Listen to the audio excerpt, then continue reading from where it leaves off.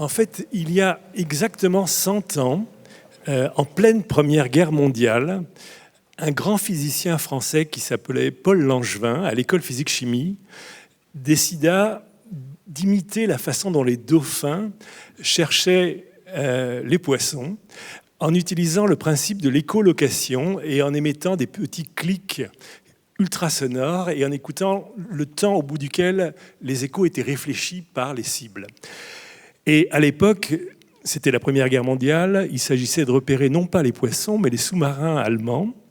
Et Langevin eut l'idée de fabriquer un petit dauphin artificiel à partir d'un cristal de quartz qui avait cette propriété de piézoélectricité que Pierre Curie avait découvert dans l'école physique-chimie.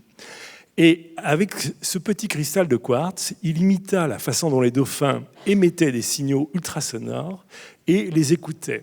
Et ce fut la naissance du sonar, qui devient un outil très très important pour la défense.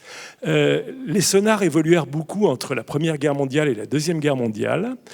Et à la fin de la Deuxième Guerre mondiale, au début 1945, beaucoup d'ingénieurs qui travaillaient sur les sonars pour voir l'intérieur de la mer se dirent pourquoi ne pas utiliser ce principe pour voir l'intérieur du corps humain, qui ressemble beaucoup à un liquide aussi.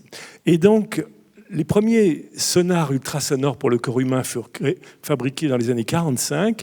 C'était tout petit, on mettait un petit émetteur d'ultrasons sur le corps humain et on le promenait de proche en proche le long de la peau pour dresser une image. Mais il fallait un temps de l'ordre de 10 secondes pour faire une image. Puis, dans les années 80, la technologie ayant évolué, on a pu fabriquer des réseaux formés de plusieurs centaines de petits émetteurs-récepteurs d'ultrasons. Et ce fut le grand démarrage de l'échographie ultrasonore. Et là, on est arrivé à des cadences d'images dans tous les appareils que vous utilisez aujourd'hui en échographie dans les hôpitaux, de l'ordre de 50 ou de 100 images par seconde. On voit beaucoup de choses. En obstétrique, c'est un outil indispensable, l'échographie, en cardiaque aussi, et dans le domaine abdominal. Mais pour un physicien qui s'intéressait à ces problèmes, ce n'était pas suffisant de faire 50 ou 100 images par seconde. Et nous nous sommes posé la question dans notre laboratoire à l'école physique-chimie, pourquoi ne pas faire un échographe qui verrait l'intérieur du corps humain 10 000 fois par seconde? Et pour ça, nous sommes partis d'un concept qu'on avait développé dans notre équipe, qui était la façon de faire revivre à une onde sa vie passée. Et on avait mis au point une technique qu'on appelle des miroirs à retournement temporel. Et on a transformé ce miroir à retournement temporel en un imageur qui, au lieu de faire 100 images par seconde, en faisait 10 000. Et c'était un petit peu un jouet de laboratoire, mais c'était un jouet intéressant. Et là, les gens ont ricané en disant « ça ne servira à rien de voir l'intérieur du corps humain 10 000 fois par seconde, rien ne se passe à ces échelles de temps ». Pas du tout. Si on met une sonde qui fait 10 000 images par seconde du corps humain, qu'est-ce qu'on voit? On voit chez un être vivant, je dis bien vivant, on voit des vibrations partout. Et on voit un champ vibratoire qui est dû au battement du cœur, à la façon dont vous parlez, qui envahit toujours le corps humain. Et si on regarde ce champ vibratoire 10 000 fois par seconde, on peut voir des ondes qui se propagent, qu'on appelle des ondes de cisaillement mécanique. Et ces ondes ont une vitesse qui donne exactement la dureté du corps humain. Et donc, en posant cette sonde sur le corps humain, en passant dans ce mode ultra rapide, on voit toute la carte des vibrations du corps humain et on en dresse automatiquement une carte d'élasticité, c'est-à-dire qu'on dresse une carte quantitative de ce que ressent le médecin lorsqu'il fait de la palpation. Sauf que lui, c'est grossier, c'est de l'ordre du centimètre, sa résolution, mais dans notre cas, c'est une résolution du millimètre ou du dixième de millimètre où partout on voit la dureté du corps humain. Et cet appareil fabriqué dans un laboratoire public s'est transformé en un échographe qui a pas mal de succès, puisqu'il y en a 1500 qui ont été vendus dans le monde, qui permet, à la fois pour le cancer du sein, de la prostate, du foie, de faire ces cartographies d'élasticité.